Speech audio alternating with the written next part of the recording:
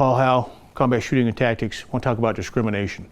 What we want to do is give you a system of discrimination, and I'm going to define that for you. Discrimination is telling a good guy and a bad guy, somebody we need to engage with lethal force. That's what discrimination is. How do we articulate that? How do we scan a person, look at a person, so we can articulate later in court why this person was bad, why I needed to use deadly force on this person? And discrimination is just that. And it'll work for everybody out there. That means law enforcement, government security, civilians, teachers, guardians, church security. Again, it's one system, how you start cleaning or scanning people that will keep you from shooting the wrong person in a real world scenario. So, discrimination. What we do here, we've been teaching whole person, hand, waistline, fastest way to produce a weapon system. What's in my wingspan here? What can I reach in front or behind? And then my demeanor. How am I looking at you processing information? If you get the first three down, just practicing on the street, that means walking from the end of a Walmart parking lot to the door and learning to clean people with your eyes. Whole person, hand, waistline. Whole person means not a police officer or a security person. Hand, fastest way to produce a weapon. Next fastest way is your waistline. Seeing the obvious. You don't want to wait till somebody gets in your sphere of influence real close and then ID they have a weapon. Then you're behind the power curve. But we can teach you techniques to neutralize that as well.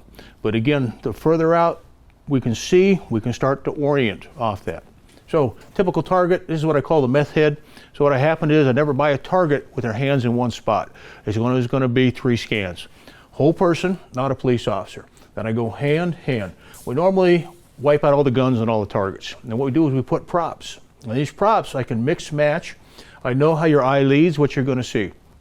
What I'll do is put a gun up high, maybe a badge down low. I want you to do a whole person, hand, waistline, at a minimum on a target in our shoot house. That's why it goes a little slower. What we're doing is we're cleaning people. When I say cleaning people, we're cleaning people with our eyes. What we're doing is whole person, not a police officer. All right, weapon system. I have to look from there to that hand to his belt to make sure there's no badge, because we will put badges on targets. The other thing is we go from there and our eye goes what? Boom, to target. I like high thoracic. That's where I want the shots to go.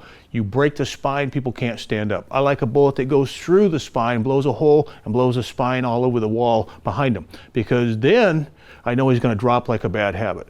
So with that, that's where we try to get our shots. Now, think about your AR platform, 2.5-inch offset. I have to aim up here to drop the round in there. So we got to know the offset too in a room. Otherwise, pistol, point aim, point of impact.